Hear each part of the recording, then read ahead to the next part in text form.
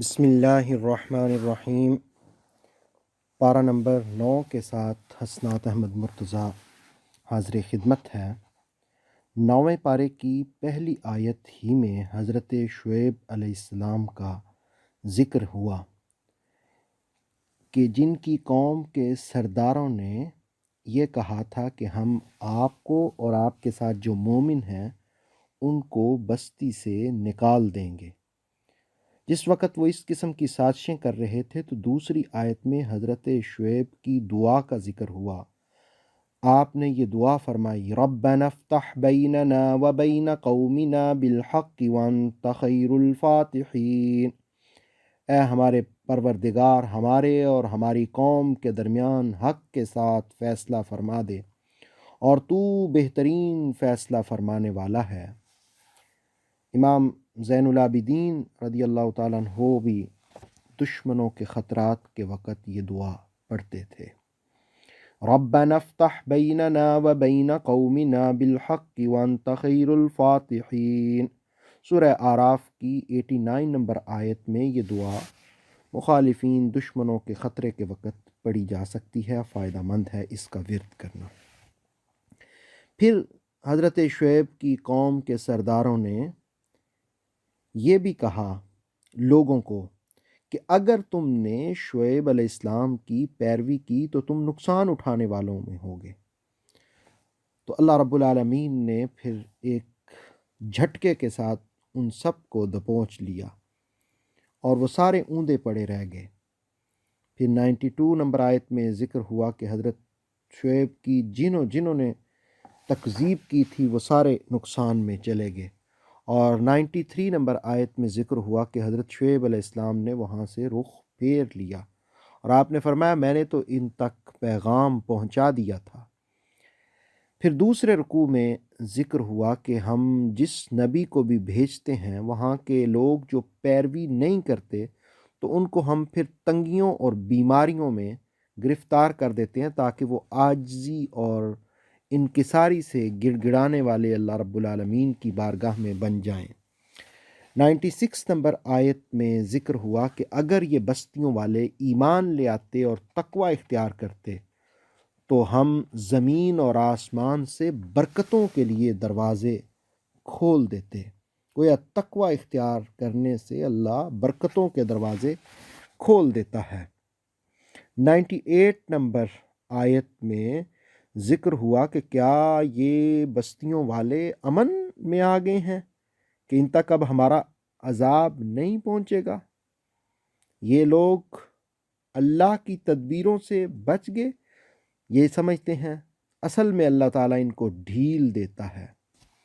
تیسرے رکوع کا جس وقت آغاز ہوا تو پھر اللہ رب العالمین نے اس بات کا ذکر کیا کہ ہم مختلف بستیوں کے واقعات آپ کو بیان کرتے ہیں تاکہ قرآن پڑھنے والے ان سب واقعات کو جان کر کے ہوش کے ناخن لے کر اپنی زندگی گزاریں۔ پھر 103 نمبر آیت میں حضرت موسیٰ کا ذکر ہوا کہ وہ فرعون کی طرف گئے اور اس کو دعوت حق دی، اور حضرت موسیٰ نے فرعون سے کہا انی رسول من رب العالمین، میں اللہ کی طرف سے رسول ہوں، اور اس نے کہا کہ آپ نشانی کوئی دکھائیں اگر آپ سچے میں سے ہیں۔ تو آپ نے اپنا عصا ڈالا تو وہ ایک بڑا اژدہا بن گیا، پھر آپ نے اپنا ہاتھ نکالا تو وہ چمکنے والا بن گیا۔ تو جب چوتھا رکوع شروع ہوتا ہے تو اس کی پہلی ہی آیت میں اس بات کا ذکر ہوا کہ فرعون کی قوم کے سرداروں نے کہا کہ یہ تو جادوگر ہیں، ہمیں ان کے توڑ کے لیے کوئی جادوگر ہی منگوانے پڑیں گے۔ 112 اور 113 آیت میں ذکر ہوا کہ انہوں نے مختلف جادوگروں کو بلایا۔ جس وقت وہ جادوگر آئے تو فرعون نے کہا کہ تم موسیٰ کا مقابلہ کرو، تمہیں قرب حاصل ہوگا میرا۔ 114 نمبر آیت میں اس کا ذکر ہوا۔ 115 میں اس بات کا ذکر ہوا کہ ان جادوگروں نے حضرت موسیٰ سے کہا کہ آپ پہلے کچھ کرنا چاہتے ہیں یا ہم کچھ پھینکیں پہلے؟ 116 نمبر آیت میں حضرت موسیٰ نے کہا کہ تم نے جو کرنا ہے وہ کرو.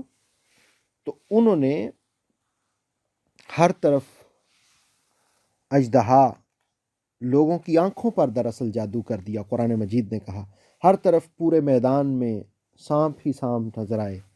تو اللہ رب العالمین نے پھر حضرت موسیٰ کو وحی کی. 117 نمبر آیت میں اس کا ذکر ہوا کہ اپنا عصا ڈالیے. تو حضرت موسیٰ علیہ السلام نے اپنا عصا ڈالا، وہ ایک بڑا اژدہا بن کر ان سب کو نگل گیا. 120 نمبر آیت میں ذکر ہوا کہ جس وقت جادوگروں نے یہ دیکھا وَأُلْقِيَ السَّحَرَةُ سَاجِدِينَ، وہ سارے کے سارے سجدے میں گر گئے اور کہنے لگے کہ ہم ایمان لائے موسیٰ اور ہارون کے رب پہ. تو اس پر فرعون کو غصہ آ گیا اور اس نے کہا کہ تم نے میری اجازت سے پہلے ہی ایمان لے آئے ہو، یہ تم سب کی ایک مخفی تدبیر تھی. اب میں تمہیں سب کو نکال دوں گا، تمہیں سزا دوں گا، تمہارے ہاتھ پاؤں کاٹوں گا.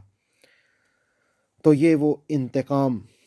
اس پر ایمان والوں نے کہا ربنا افرغ علینا صبرا وتوفنا مسلمین، کہ اللہ ہمیں صبر دے اور مسلمانوں ہی کے ساتھ وفات بھی دینا. آپ محسوس کریں کہ جس وقت بھی مسلمانوں پر کوئی مشکل آتی ہے، انبیاء پر، بزرگان، تو وہ دعا کرتے ہیں. دعا ایک زبردست وسیلہ ہے اللہ رب العالمین کی مدد حاصل کرنے کا. پھر قوم کے سرداروں نے فرعون سے کہا کہ اگر تم نے ان کو چھوڑ دیا تو یہ تو زمین میں فساد کریں گے. تو پھر فرعون نے کہا کہ ہم ان کے بیٹوں کو قتل کریں گے اور بچیوں کو زندہ رکھیں گے. موسیٰ علیہ السلام نے کہا میں اللہ کی مدد مانگتا ہوں، اور 128 نمبر آیت میں اس کا اظہار کیا ان الارض للہ، کہ یہ زمین اللہ ہی کے لیے ہے اور اللہ رب العالمین جیسے چاہتا ہے اپنے بندوں کے بارے میں اسی طرح فیصلے فرماتا ہے. پھر جس وقت چھٹا رکوع شروع ہوا تو اس چھٹے رکوع میں بھی فرعون اور ان پر جو قحط سالی ہوئی اس کا ذکر ہوا، اور پھر اس بات کا بھی ذکر ہوا کہ نافرمان قوم پر اللہ رب العالمین نے طوفان، ٹڈی دل اور گھن، مینڈک اور اس قسم کی چیزیں بھیجیں.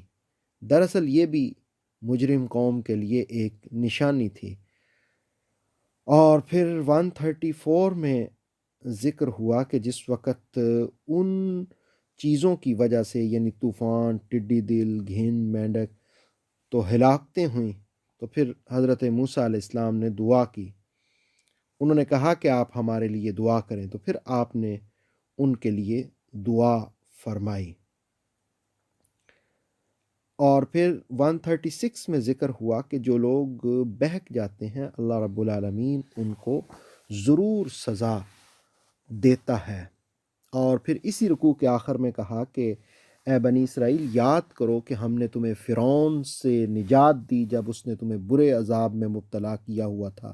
یقتلون ابناکم ویستحیون نساءکم، تمہارے بیٹوں کو زندہ رکھتا اور تمہارے بیٹوں کو قتل کرتا اور بچیوں کو زندہ رکھتا. اس میں تمہارے رب کی طرف سے آزمائش تھی. 7واں رکوع جس وقت شروع ہوا تو اس میں بھی حضرت موسیٰ علیہ السلام اور ان کے ساتھ جو سردار تھے اس کا ذکر ہوا کہ جس وقت انہوں نے اللہ رب العالمین سے کہا کہ ہمیں تو کتاب دے، تو اللہ تعالیٰ نے کہا کہ وَوَاعَدْنَا مُوسَىٰ 30 لَيْلَةً وَأَتْمَمْنَاهَا بِعَشْرٍ، ہم نے موسیٰ سے 30 راتوں کا وعدہ لیا، اور پھر جب 30 راتیں گزری تو فرمایا 10 راتیں اور، تو 40 راتیں ہو گئیں.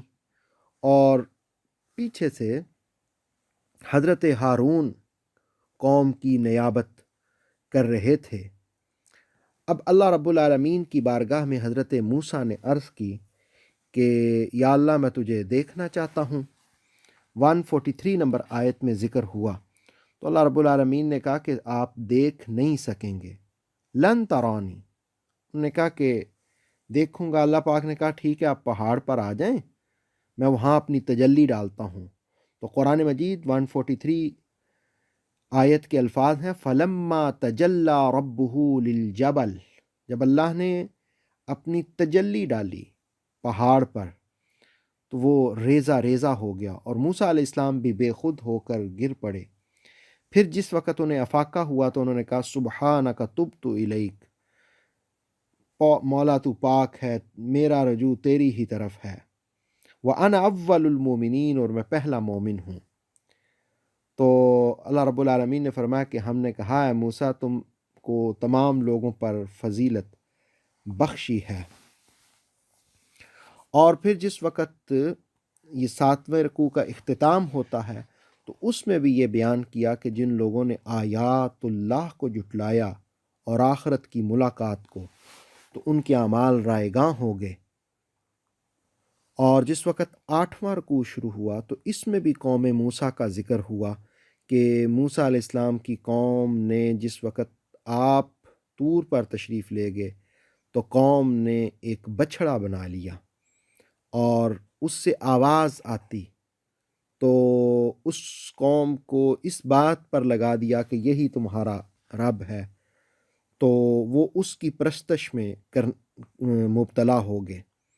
150 نمبر آیت میں ہے کہ وَلَمَّا رَجَعَ مُوسَىٰ إِلَىٰ قَوْمِهِ غَضْبَانَ أَسِفًا، جب موسیٰ اپنی قوم کی طرف واپس آئے تو آپ رنجیدہ ہوئے، آپ غضبان، قرآن مجید نے لفظ استعمال کیا کہ آپ نے کہا کہ تم نے بہت برا کام کیا، آپ نے وہ جو تورات لائے تھے اس کو ایک طرف رکھا، آپ نے اپنے بھائی کی بھی سرزنش کی۔ قرآن مجید نے کہا وَأَخَذَ بِرَأْسِ أَخِيهِ يَجُرُّهُ إِلَيْهِ، بھائی کے سر کو پکڑا اور کہا کہ تم نے ان کو منع نہیں کیا۔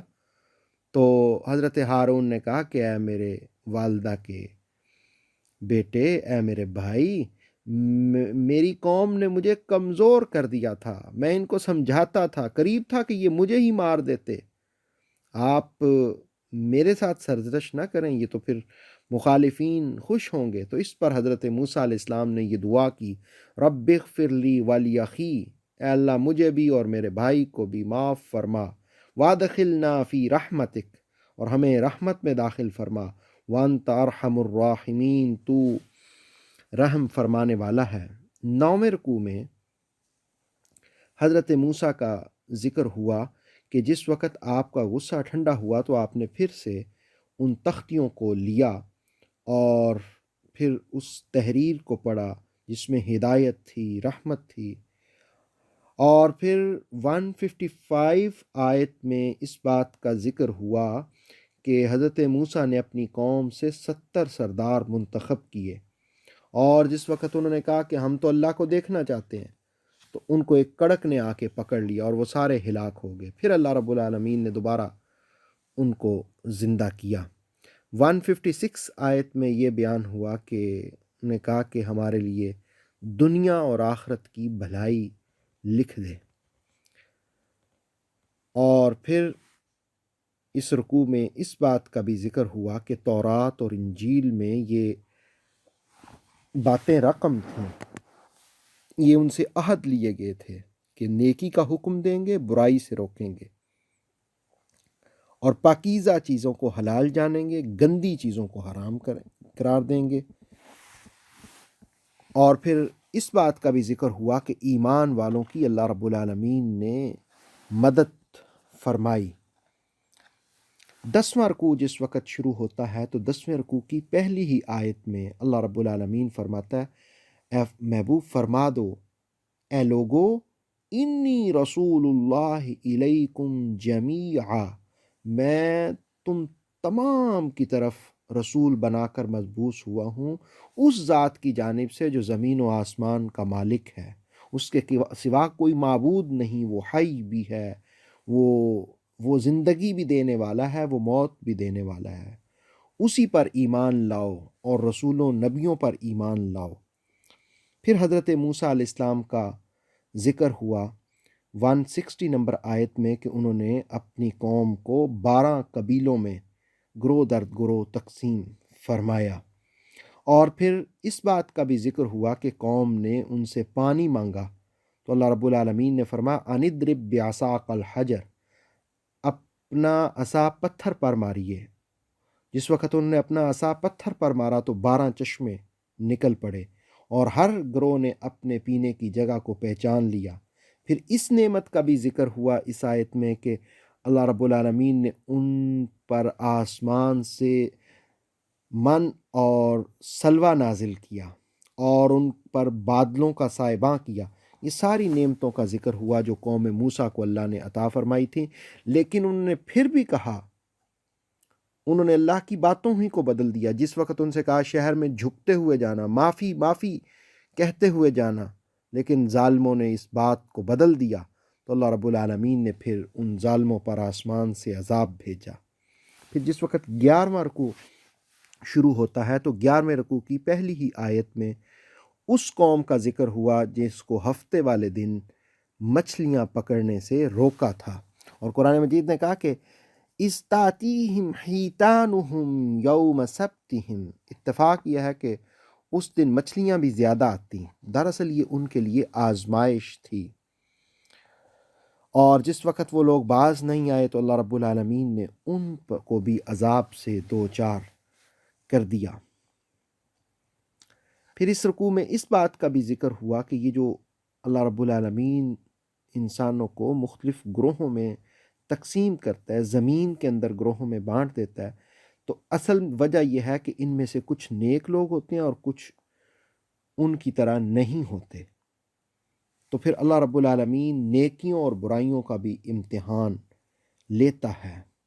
169 نمبر آیت میں ذکر ہوا کہ بعد میں کچھ ایسے لوگ بھی جان نشین بنیں گے ان کے کہ جن کو کتاب ورثے میں تو ملی لیکن وہ اس کی اہمیت کو، فضیلت کو نہیں جانیں گے۔ 170 آیت میں ذکر ہوا کہ جو لوگ کتاب کو مضبوطی سے پکڑتے ہیں اور نماز قائم کرتے ہیں، ان نیکی کرنے والوں کا ہم اجر ضائع نہیں کرتے۔ 171 میں ذکر ہوا کہ وہ منظر بھی یاد کرو جب ہم نے پہاڑ کو ان کے اوپر اٹھا لیا اور کہا مضبوطی سے پکڑو اور اس کو پڑھو بھی، یاد بھی رکھو تاکہ تم تقوی والے بن جاؤ۔ 12واں رکوع جس وقت شروع ہوا تو اللہ رب العالمین نے اولاد آدم کی روحوں سے جو عہد لیا اس کا ذکر کیا کہ الست بربکم، کیا میں تمہارا رب نہیں ہوں؟ بلا شہدنا، تو سب روحوں نے کہا تھا ہاں مولا تو ہمارا رب ہے۔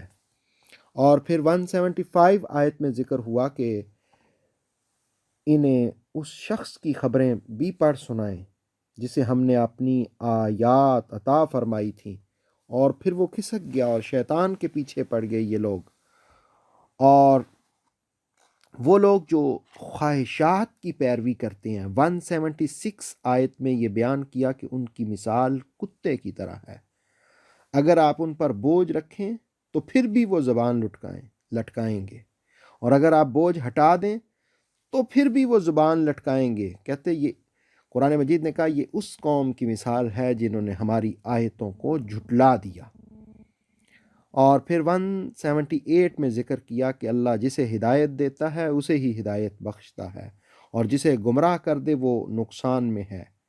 180 نمبر آیت میں اس بات کا ذکر کیا گیا کہ وَلِلَّهِ الْأَسْمَاءُ الْحُسْنَى، اللہ ہی کے لیے اچھے اور خوبصورت نام ہیں، فَادْعُوهُ بِهَا، اس کو انہی ناموں کے ساتھ پکارو۔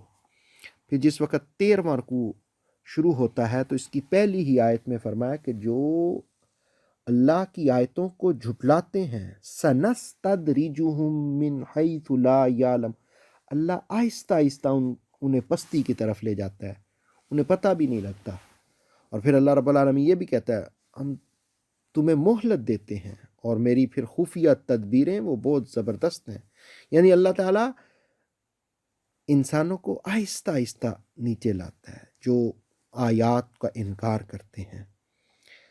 پھر 187 آیت میں یہ بھی ذکر کیا کہ آپ سے پوچھتے ہیں قیامت کے بارے میں وہ کب قائم ہوگی، آپ فرما دیں انما علمها عند ربی، اس کا علم اللہ ہی کے پاس ہے، اور وہ وقت مقررہ پر اس کو ظاہر کرے گا۔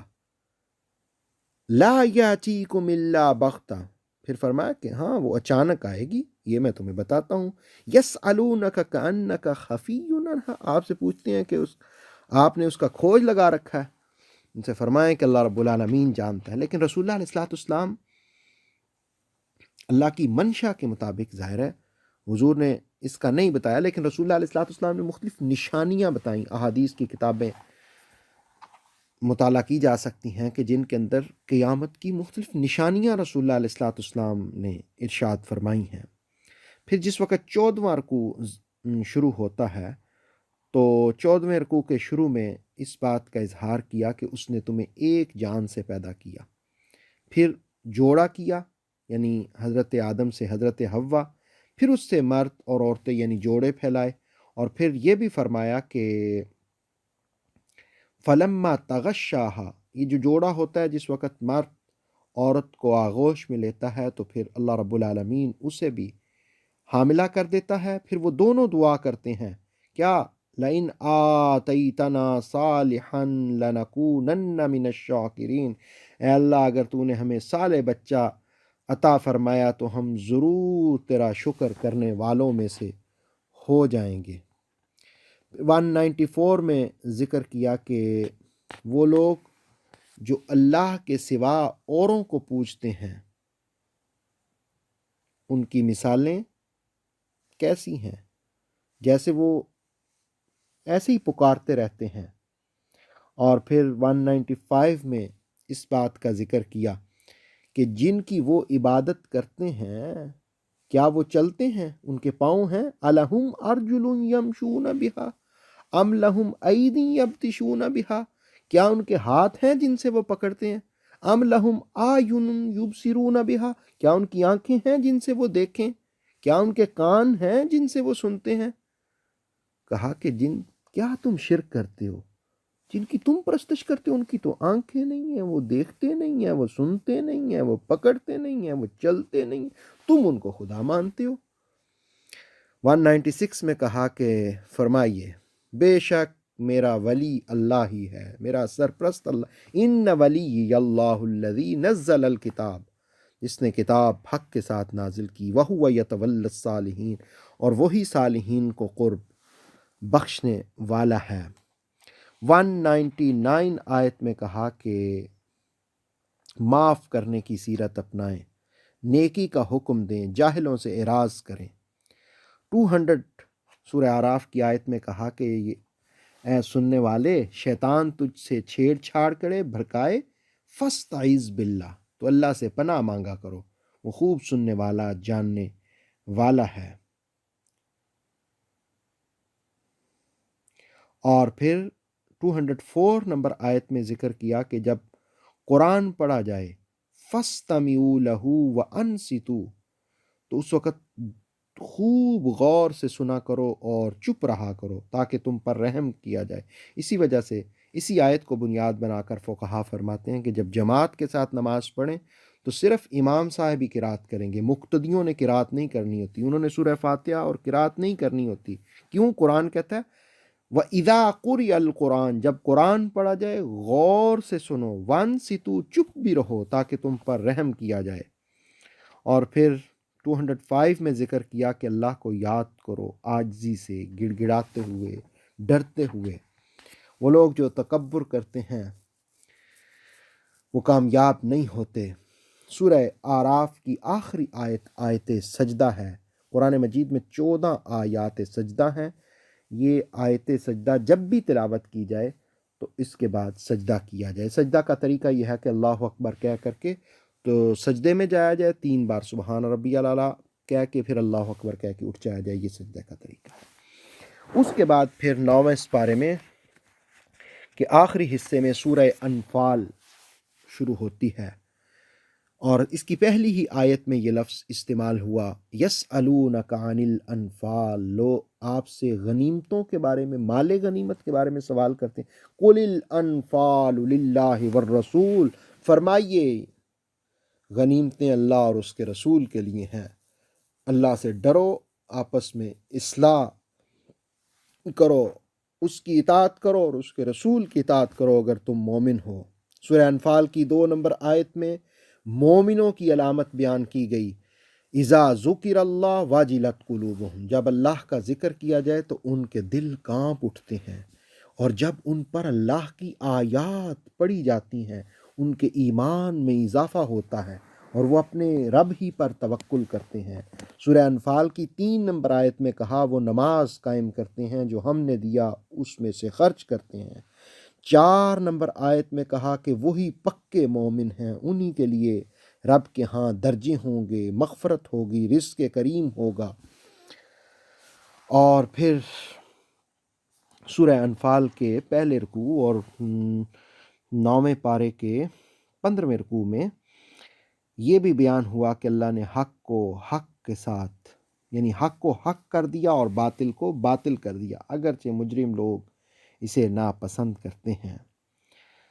پھر اس بات کا بھی ذکر ہوا کہ جب اللہ رب العالمین سے دعا مانگی گئی تو اللہ تعالیٰ نے کہا بِأَلْفٍ مِّنَ الْمَلَائِكَةِ مُرْدِفِينَ، میں نے 1000 فرشتے نازل کر کے تو تمہاری مدد فرمائی، اور یہ اس لیے تھا إِلَّا بُشْرَىٰ وَلِتَطْمَئِنَّ بِهِ قُلُوبُكُمْ، تاکہ تمہارے لیے دائمی ہمیشہ کی خوشی اور قلبی سکون کا باعث ہو۔ 16واں رکوع جس وقت شروع ہوا تو اللہ تعالیٰ نے کہا کہ تم مسلسل سفر میں تھے، تکلیف میں تھے، تو اللہ تعالیٰ نے تم پر اونگ طاری کر دی، غنودگی نے تمہیں ڈھانپ لیا۔ تو جس وقت غنودگی نے تمہیں ڈھانپ لیا تو تم ایک دم سے پھر تر و تازہ ہو گئے۔ پھر اسی رکوع میں اس بات کا بھی ذکر ہوا کہ تم جس وقت ان کے مقابلے میں آؤ تو پھر پیٹھ نہ پھیرو، فلا تولوہم الادبار، پیٹھ نہ پھیرو۔ اور 17 نمبر آیت میں کہا حضور صلی اللہ علیہ وسلم نے کنکریاں پھینکی، خاک پھینکی ان کی طرف، تو قرآن مجید نے کہا وَمَا رَمَيْتَ إِذْ رَمَيْتَ وَلَٰكِنَّ اللَّهَ رَمَىٰ، جب محبوب آپ نے مٹی پھینکی، آپ نے نہیں پھینکی، گویا اللہ نے پھینکی۔ وَمَا رَمَيْتَ إِذْ رَمَيْتَ وَلَٰكِنَّ اللَّهَ رَمَىٰ۔ پھر جس وقت 17واں رکوع شروع ہوا تو 17ویں رکوع کے آغاز ہی میں کہا اے ایمان والو اللہ اور اس کے رسول کی اطاعت کرو، روگردانی نہ کرو، اور ان کی طرح نہ ہو جنہوں نے کہا ہم نے سن لیا اور ہم نہیں سنتے۔ اور پھر 22 نمبر آیت میں کہا کہ اللہ کے نزدیک بدترین جانور وہ بہرے گونگے ہیں جو عقل سے کام نہیں لیتے۔ اور 23 نمبر آیت میں کہا کہ اگر اللہ ان میں کوئی خیر کی بات جانتا تو ضرور ان کو سنا دیتا، لیکن اللہ تعالیٰ زبردستی نہیں سناتا۔ اور آیت نمبر 24 میں کہا استجیبوا للہ وللرسول اذا دعاکم لما یحییکم، جب اللہ اور رسول تمہیں پکاریں تو تم فوراً حاضر ہو جایا کرو تاکہ تمہیں حقیقی حیات مل جائے۔ ایک صحابی نماز پڑھ رہے تھے، مختلف صحابہ کے بارے میں یہ روایات ہے، تو حضور علیہ السلام نے انہیں بلایا تو نماز کے بعد آئے، تو رسول اللہ علیہ السلام نے فرمایا کہ کیا تم نے قرآن کی یہ آیت نہیں پڑھی استجیبوا للہ وللرسول اذا دعاکم لما یحییکم، جب اللہ اور رسول پکاریں تو فوراً حاضر ہو جاؤ۔ اس پر کہتے ہیں کہ رسول اللہ علیہ السلام کی حیات میں نماز بھی پڑھ رہے ہوں تو حضور بلائیں فوراً حاضر ہو جانا چاہیے۔ 25 نمبر آیت میں کہا کہ فتنوں سے ڈرو، فتنوں سے بچو۔ اور 26 نمبر آیت میں کہا کہ اللہ کی اس نعمت کو بھی یاد کرو، تم تھوڑے تھے، کمزور تھے، لیکن اللہ رب العالمین نے پھر بھی تمہاری مدد فرمائی۔ 27 نمبر آیت میں ایمان والوں کو مخاطب کر کے کہا کہ لا تخونوا اللہ ورسول، کہ نہ اللہ سے خیانت کرو اور نہ رسول سے خیانت کرو۔ اور پھر 28 نمبر آیت میں کہا کہ جان لو تمہارے مال اور اولادیں فتنہ ہیں، آزمائش ہیں۔ 18واں رکوع جس وقت شروع ہوا تو پہلی ہی آیت میں کہا کہ ایمان والو اللہ سے ڈرو، جس وقت تم تقوی اختیار کرو گے تو اللہ تعالیٰ تمہیں ان نعمتوں سے نوازے گا۔ پہلی نعمت کا ذکر کیا کہ یجعل لکم فرقانا، اللہ تمہیں ایک امتیازی شان عطا کر دے گا، اور دوسری نعمت یہ کہ وَيُكَفِّرْ عَنْكُمْ سیئاتکم، اللہ تم سے بری باتوں کو دور فرما دے گا، اور تیسری نعمت یہ کہ اللہ تمہیں بخش دے گا۔